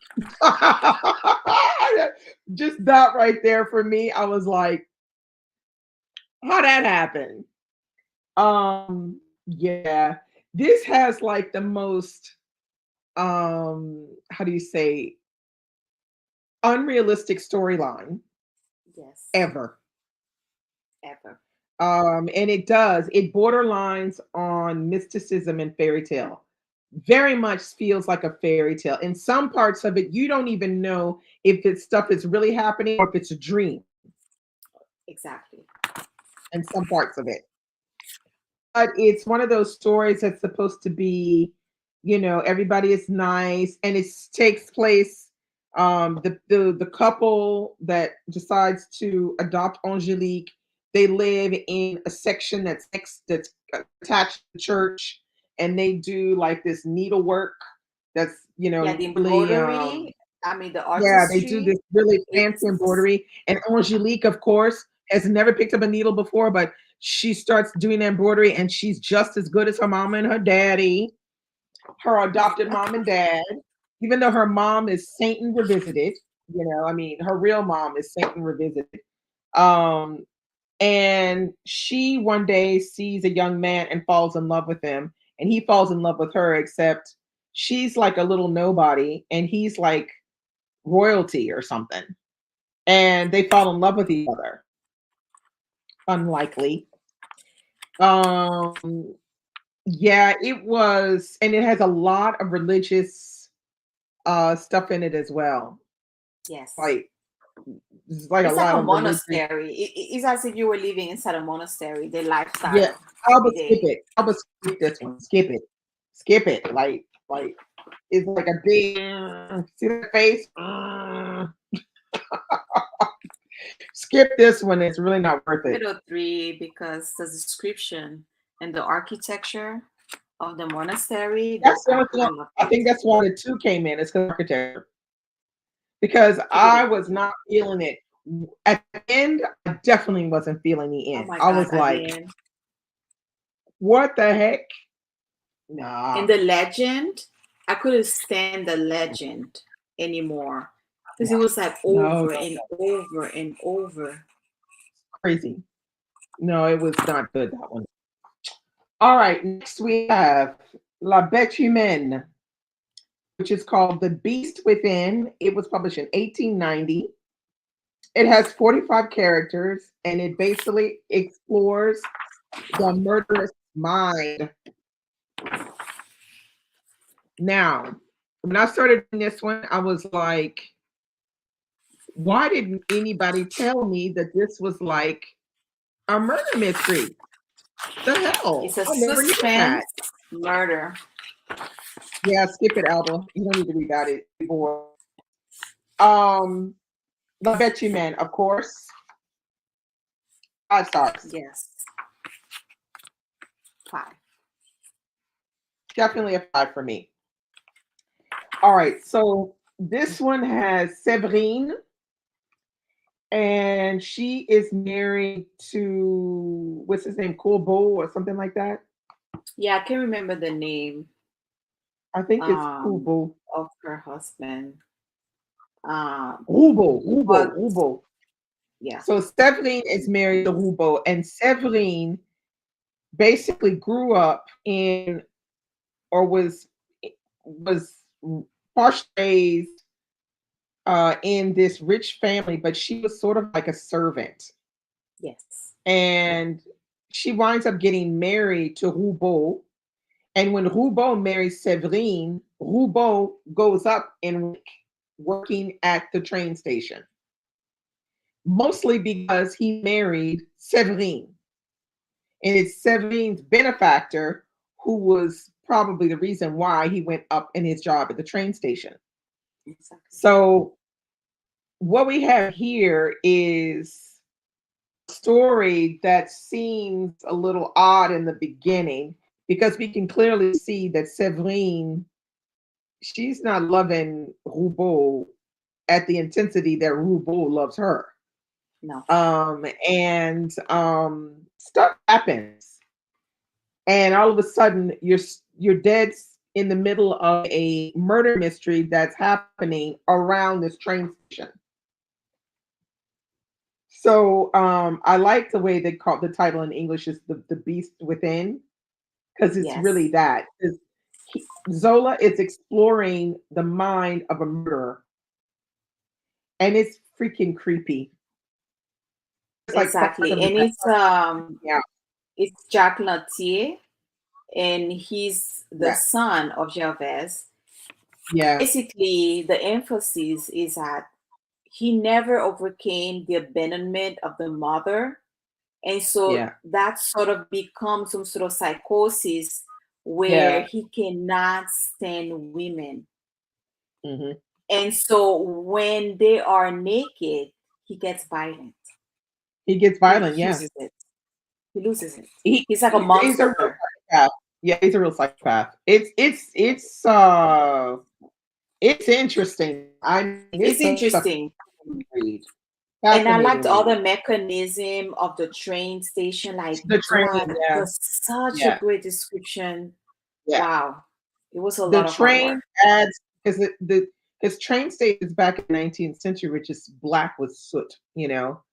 The men that worked on the trains were black with soot. Everything around it was black with soot. The Yes. trains were big and massive, and so it's And you're the in this coil that you environment. had to. Yeah. Yeah, and also the work of making Yes. the train move. Yes. All of it it goes into this idea of a crime scene. The way he describes it's very dark. This book, very dark. Yes. But it's you really are into it like all along because Yeah, it's a mystery. Like everything it's is good. interconnected. Like the way the train goes, accelerate, mimics exactly the Yeah, mindset of the main character. I mean, the main it's character is excellent crazy. the way Yeah, Zola did it. yeah. It's a This one, great this one is mystery definitely one not to miss out on. If you haven't not read to this miss. one, definitely, I highly recommend this one. It's a fascinating read. Really, really good. Okay, next we have L'Argent. This one in English is called Money, and it was published in 1891. It has 90 characters. The theme is focusing around the terrible effects of speculation and Yes. fraudulent company promotion, and like the impotency of contemporary financial laws and things like that. Yeah, like the stock So market. It's like some sort of like yeah, stock this market. one this one was in the beginning. There's you're getting introduced to a lot of characters, and then there's a moment where you start going, now wait a minute here. As a reader, you start to understand what nobody else in the book seems to understand, and you're thinking, I don't understand. Because yes, some real issues, but it's interesting. But Saka is a real piece of work. That's all I gotta say. He's a real piece of work, and the fallout from the speculation and the fraudulent way that he goes about opening this bank. I say bank in Universal quotes Bank. because it's really like a bank, you know. Yes. Um, it's insane, but it's the kind of It's a shit that could happen scheme. today. Except Yes. they wouldn't open That a have bank. They would occurred simply already. yeah, I'll invest your money. It's like Madoff or something. I'll Exactly. invest your money in this kind of thing. Out of a Very, piece of very well. paper. Yeah, Yeah. very well done. And Nobody also, nobody sees any money, but there's only just like slips of paper and it's all stuff, about and the there's a lot. name because Yeah. they know he's Eugène brother. Wugong's brother. Yeah. And also, it shows some sort of a system that Eugène has as a minister in the government has with one of the Jewish fiancé. Yeah. So yeah, I gave it 2.5 that's quite though. interesting. Really, Dizzy? That low? Yeah, I gave it 2.5. Because there was a moment where I was kind of bored. Yeah, I gave it I think the 2.5. stock market. I think the stock market was Boring. confusing, and It he can be wasn't really confusing. explaining. He wasn't explaining it like to understand. It was very, very hard to understand. Yeah, that was To fine. I grasp. just wanted It was more. really I wanted confusing. more of the people behind the story, and there wasn't enough of that for me. No. There was not enough around the characters.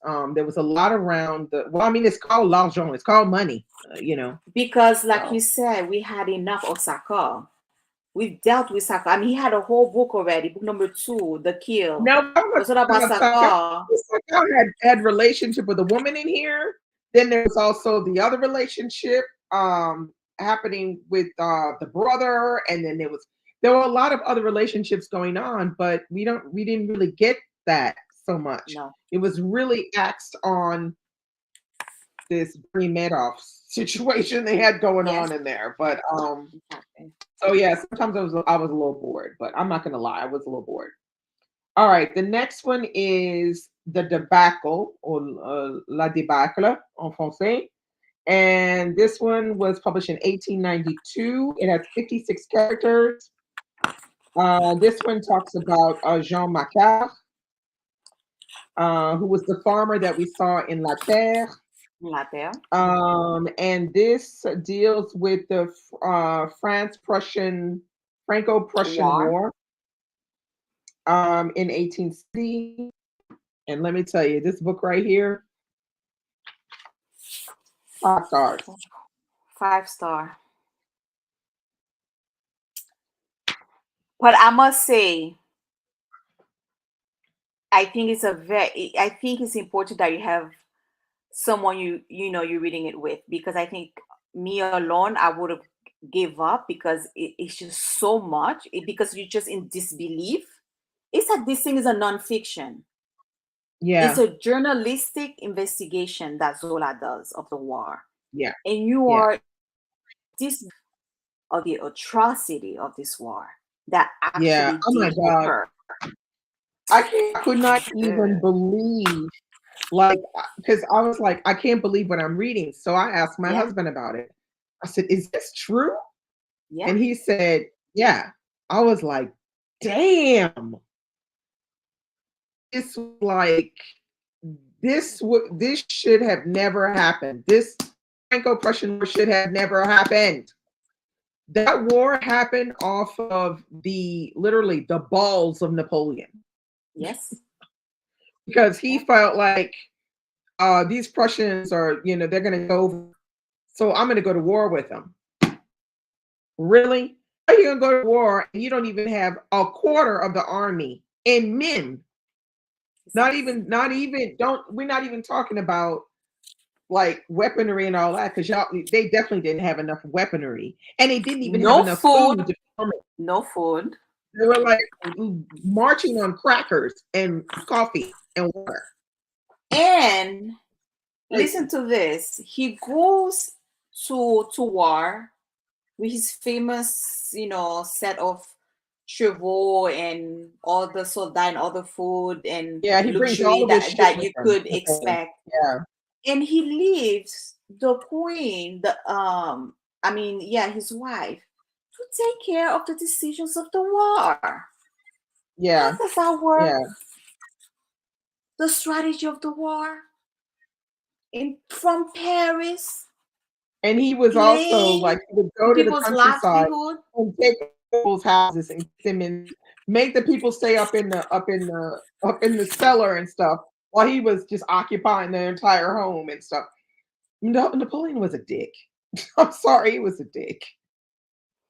There was nothing good about this battle, there was no strategy.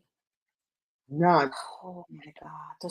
The suffering. He had these men literally walking in circles in the middle of the forest, just walking in circles like this. It's just a circle will No never food. end. No food. And Craziness. Zola does something like he even humanized the horses. I've Yeah. never felt so bad for a horse before. Yeah. A horse. Yeah. It was really good though. And we see Jean-Cal in the story, and he's like really endeared in La Débâcle. He was much Yeah, more he endearing in Débâcle than he encounters, was in Terre. He definitely, was he really, really good. encounters a young bourgeois, Maurice, and that's a very special friendship. Yeah. Yeah, you're gonna like Maurice, this and one. then they end up. It's good. It's sad, but it's good. It's a good story. And this is like a war that, French history. I mean, this is like a big, big war in French history. Yes. Um, but I And just had Paris no idea. was completely burned. Yeah, I mean, you just in disbelief the whole time. You yeah, just in it was disbelief. good. It was This excellent. was this was a real pop star. This one is, and I was expecting this to not be that good, but boy, yeah, it was real good. For All me, right. the circular aspect of it, I thought I thought it was Zola, trying to repeat himself. So I was trying to get an but when I realized, oh It was for real. mon Dieu, Yeah, that it was for real. yeah. Oh mon Dieu.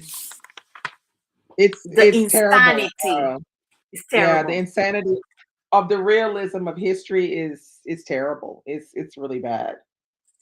So last but not least, we have book 20, Le Docteur Pascal. So this is Dr. Pascal in English. And okay, well, let's just get to what did you give this one? What did you rate? Well, the Dr. Pascal, let me just tell you, this was published in 1893. It has 40 characters. And the theme is around, let's see, how do you say? It confronts science and religion, and it looks at the truth and lies, and it looks at heredity and family. Yes. Yes. Genetics. That's what we And call it's it too. also the real wrap up of the Rougon-Macquart series. So you get a lot of recapping of, some different aspects of the books before, and it's not as long as some of the other ones. I think it's like around, this one is what, 429 pages, so it's, I a think it could fairly have been nice shorter though. size. It could have been Yeah, shorter. it could have been shorter. I definitely agree. It could have been shorter. He could have rolled out 300. I would have been happy with it. But I gave it 2 stars.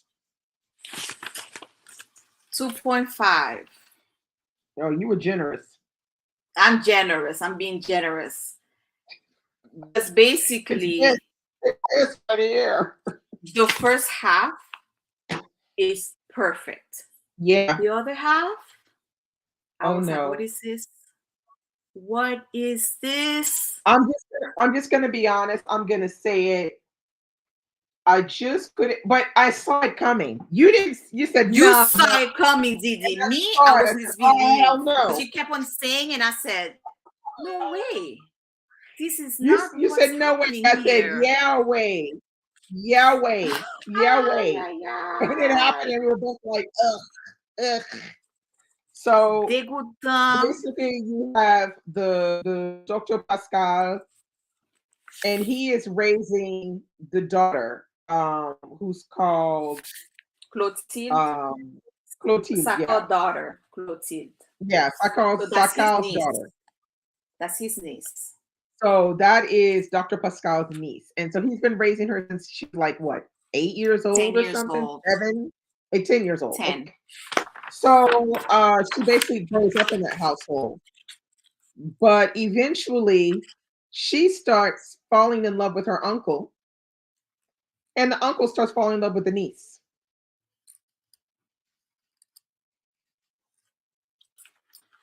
Oh mon Dieu.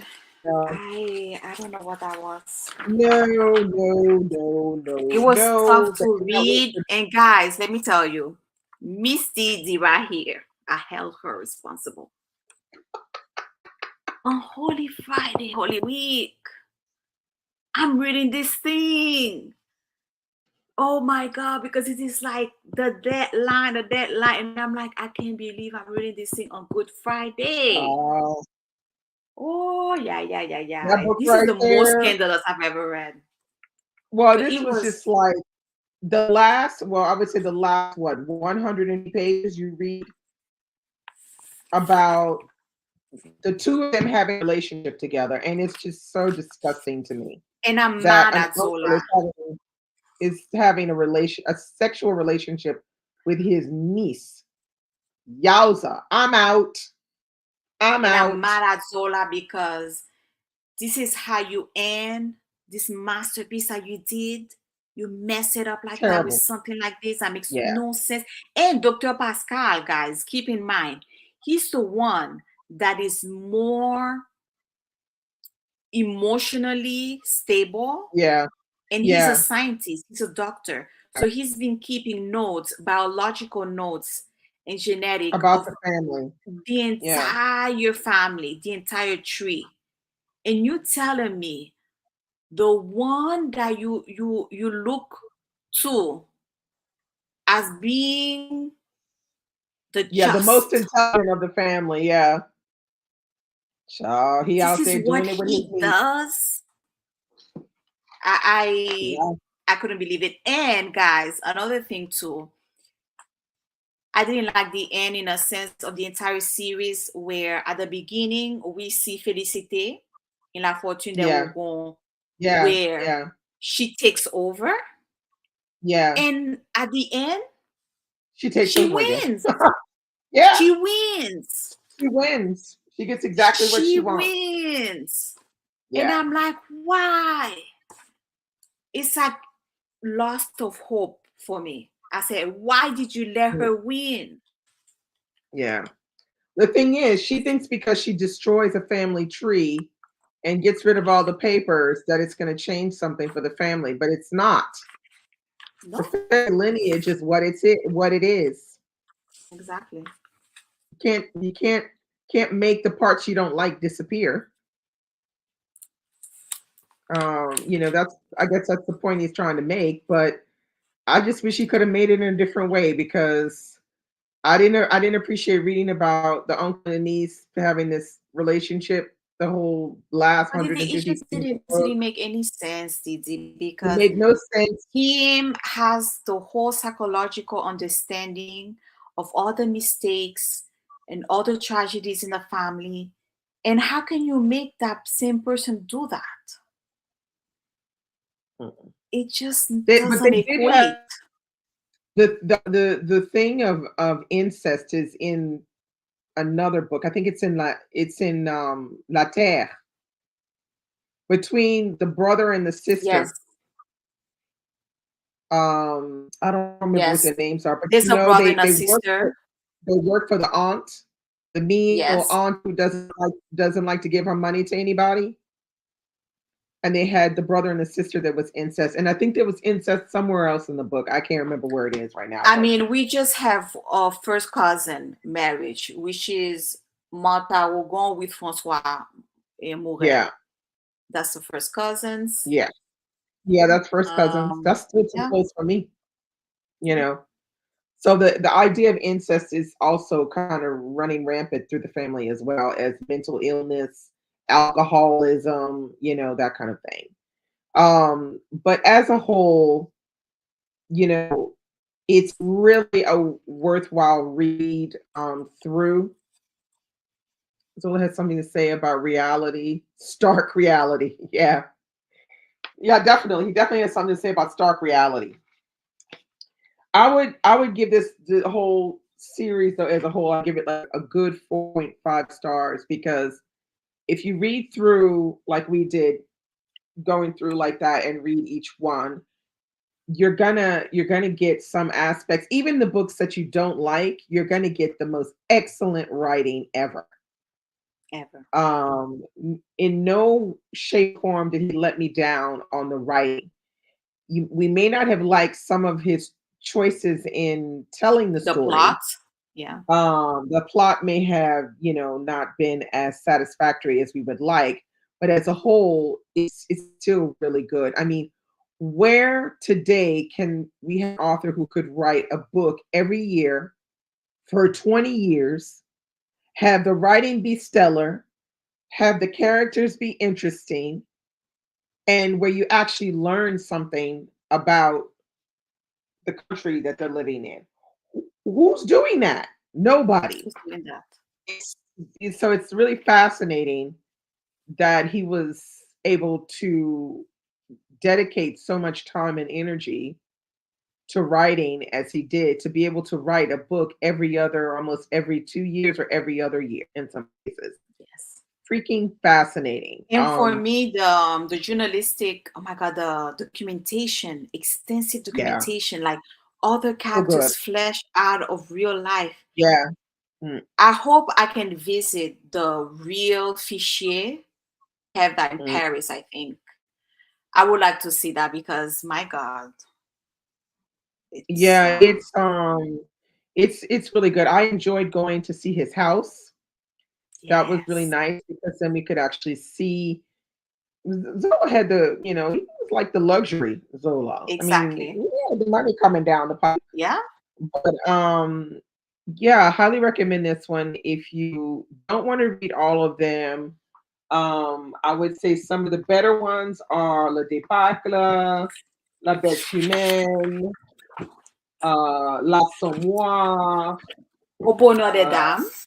Germinal. These are some of the really good ones, and you don't have to read them in order. You can read them as standalones. So I would recommend Germinal, L'Assommoir, La Bête humaine, and the Débâcle. I would recommend these four for sure. Also, I would also recommend Une Page d'Amour. Bonheur des Dames, Une Page d'Amour. Yeah, these were both really, really good. And also La Conquête de Plassans and The Kill. Those were good too. So Didi, I mean, what for you? Which book would you select if you had to select one that had a strong impact? One, oh my God! Because for me, La Conquête de Plassans, that ending was just. Yeah, but I think I would pick Germinal. Germinal. Or L'Assommoir. L'Assommoir is too sad for me though.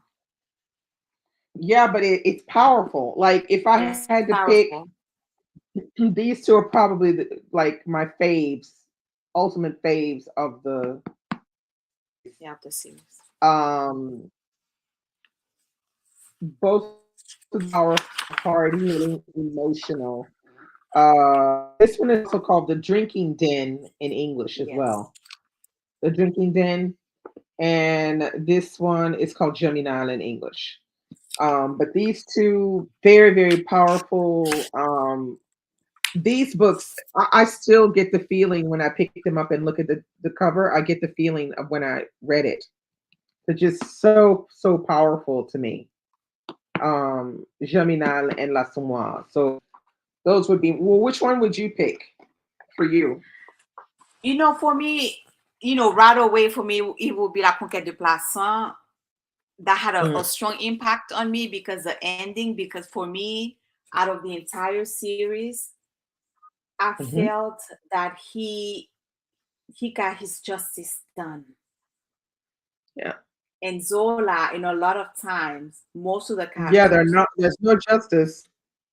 There's no justice. No justice, no peace. No justice. So, no peace. when I saw that, I say, yes. Yes. No justice, no peace. But I agree with Safia when she says Gervais is an unforgettable. She's definitely unforgettable. I mean, like if you mention Gervais in France, everybody knows who Gervais is. Even people who haven't read the book know who Gervais is, you know. So, but definitely, those two are my top of the thing. But like, there are a lot of them that have very good qualities, you know, that make And I great think like story. Débâcle is a very important because it's a historical Historical. war important, and did it, especially in America, people don't know about that war. Yeah, that They don't know. Franco-Prussian War, honey, that was. Oh, They don't I, know about I that just war. kept saying, why is Napoleon such a dick? I mean, I just kept saying it over and over again because it was just so ridiculous. What they were putting those men through was ridiculous. Um, but yeah, so plans to read any other Zola, we're not sure. We were thinking about reading the other series that he has, which is called, I think it's called The Five Cities or Four Cities. Yeah, I think it's three Um, cities. 3 cities. Is it 3 or 4? I don't know. I can't It remember. has three: Les Oh, Trois Villes, Lourdes, yeah, they Rome, and Paris. yeah. We're thinking about maybe picking that one up, although we're not sure because we're thinking it might be a little bit too much. Yeah, too much, too Uh, descriptive. Certainly since 2 of them are almost 800 pages in French, 900 pages or something like that. We'd probably have to take 2 months to read, you know, one book. So we're not sure if if we'll do the 3 cities. We have to think about that, and you know, and maybe read a little bit and see exactly what this is all about. But if not, I think we'll probably most likely read 12 books in French classics next year from Like Balzac, Flaubert, yeah, Flaubert, Maupassant, Stendhal, you know, that kind of Stendhal. thing, and we'll read them in French. So that's yeah, that's probably what we'll do is a mix of French authors next year instead of doing the 3 cities. The 3 cities, I don't know. I'm a bit dubious about the 3 cities. Some Dumas, you know, I've already read Chris, but I would like to read you know, some of his others in his series of Dumas. So possibly Dumas. I don't know about Proust. I haven't read Proust since I was at the Sorbonne a long time ago. You Um, know, I don't know about Post. I mean, I would like to read À la recherche du temps, but that thing is it's it's so humongous. long and It's a beast. it's so long. It's pretty intellectual as well. Yes. Uh, I just kind of want to read something a bit more. Like I'm ready to get to Bel Ami. I'm ready to Yeah. get into what's that other one? Uh Sentiment. Oh, I can't remember. It's by Flaubert. Why don't you read one book and we meet to discuss? And so, oh, that's my friend. That's that's that's my friend Clara, Cookie Flash. Um, so I'm like, yeah, I'm ready to read some, yeah, Bellamy or um, maybe we would do a reread of Madame Bovary. I have Because I not read haven't read Madame Madame. Bovary, Yeah, L'Éducation and that's a Sentimentale. That's must. Yeah. yeah, that's what I was thinking Everybody of says you maybe. have to read Madame Bovary. Yeah. Well, I've read it. You haven't read it yet? I have not read it. Oh, you I haven't read think it. I Okay, read well then sections of it, you know, we should for reread it. Le Bac, but I haven't We read should it definitely we should definitely in its reread it. You know, I entirety. should definitely reread it and you should read it. We'll read it together because Flaubert is just Yeah. yeah. Although I uh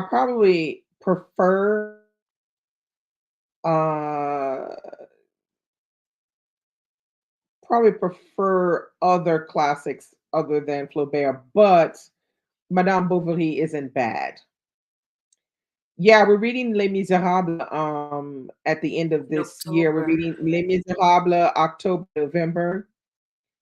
Oh my So God, guys. I remember I was crying for Les yeah, Miserables. Oh, I cried That's and what I said. cried and I read the cried and first book cried. of the, because it's four The first books book, in the French. ending. I Yeah, remember I was it's 16 in the lycée. Cry, cry, cry, cry. right. I still remember the ending. No, Flaubert didn't write a lot. He didn't write a lot, but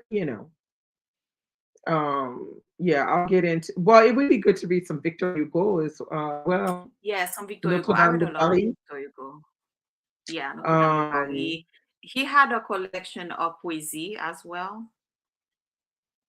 yeah, That he nobody has talks lots of about. poems. I haven't A read a lot lot of of his poems. poetry of Victor Hugo, Hmm. but Notre Dame de Paris is one that I would like to eventually get into. I have a graphic novel. It's like in between a graphic novel and a novel. It's like Okay. big form like this of Notre Dame de Paris, which I would love to get into reading that. Trace is that a read along? Yes, Les Miserables is a read along we're doing in October and November. Um, but yeah, there are some other ones. Maupassant is also um an author that I really, really enjoy reading because just like the king of short stories. But Bellamy is one that I would definitely like to read from Balzac, from Maupassant. And then Balzac, of course, I've not read anything Balzac, but I would like to read some of the novels from Balzac. Yeah, because La Comédie Humaine, that's 100 books. Forget that. Yeah, no, ain't nobody doing that. Ain't nobody doing that. No way. I don't want to read all of them, but I would like to No. read like maybe Cousin Bête, maybe Le Père Goriot. I'm not Yes, sure. Le Maybe Père Le Père Goriot is Goriot. very famous. I'm not sure what else. No, I'm not doing 93 books. Sorry, that's not gonna happen. But yeah, I mean Balzac is one that definitely would be good. Also, Dumas would be great as well. Reading some Dumas. I have a couple of Dumas around here that I have not read, so that would be great. Oh, you joined for the Père Goriot, Alba? Why not? Oh, The Père yes. Goriot is supposed to be good, so that's one. I think also I'm trying to think what else. This one that Um, I read, I'm trying to look for it. Oh my God, it was excellent. uh, let's see.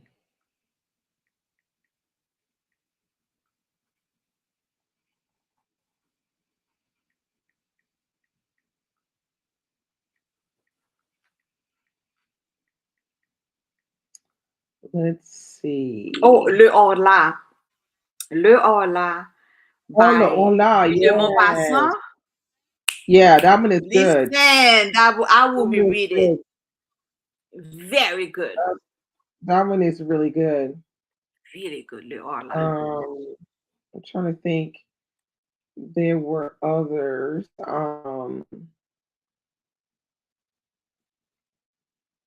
Le Rouge et le Noir.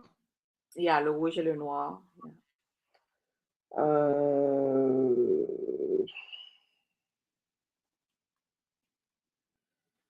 Uh, Madame Bovary, Bellamy, Père Goriot, sentimental, éducation sentimentale. Uh, well, I already read Les Liaisons Dangereuses. I read them at the beginning of this year. Maybe Eugénie Grandet. That's what do you call it? Also Balzac. What about the Princesse des Clèves? Have you read that? That's No, pretty I good. haven't read that one. So we could maybe try Du Côté de Chez Swann. I read that one years ago. Maybe try that one. Okay. I definitely want to reread it because I haven't read it in. I think I read it the second year I came to France. And that was years ago, 20-something, 27 years ago or something. It's the first book in the series. I mean, why not? Yeah. We could try. I mean, it's 710 pages. Oh Don't my get God. discouraged. Don't get discouraged, but it is 710 pages. I'm just saying. There's also have you read Le Gloire de mon père et Le Château de ma mère? No. And you told me about it. I know. Oh, you gotta read that. That's Yeah. That's a must those are read, I know. kind of, yeah, those are yeah, you gotta read those.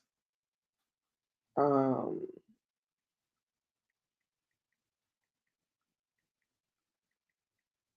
or even better, Jean de Florette.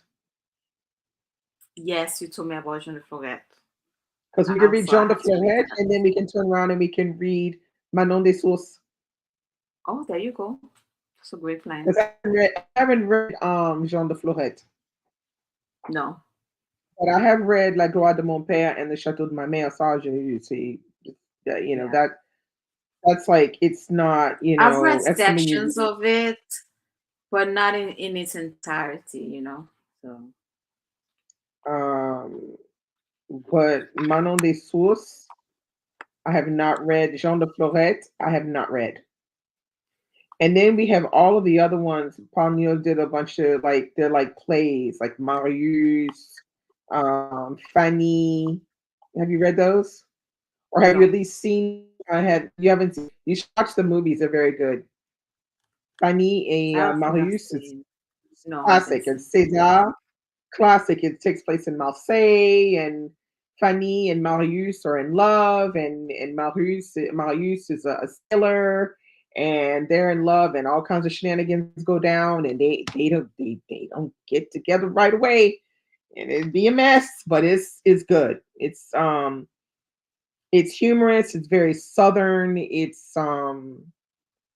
Yeah, it's a good read. But I feel like what we should do, we should read Jean de Florette. We should read Definitely, Jean de yeah. Florette and Manon des Sources. Yeah, definitely. And then after, go see the movie. Watch the movie. Oh The yes, movies are good. yes, that's a great plan. So we can Watch the movies. 'Cause they're really compare good. the I've seen the movies adaptation. and read the books. I But haven't seen. yeah, so we should definitely, we'll keep everybody in the loop about what we're reading next year, when once we decide, we sit down and we pick out our 12 books we're going to read in French for next Yeah. year. Big thank you to everybody who came and stuck with us for this 2 hours of Zola and the Dynasty, Rougon-Macquart. So much for coming. We enjoyed talking to you about these books. Hope you enjoyed it and that you'll eventually pick out maybe one if you're not going to read the whole series. Yeah. And if you do, get back to us and let us know what you think. So thanks a lot. Bye.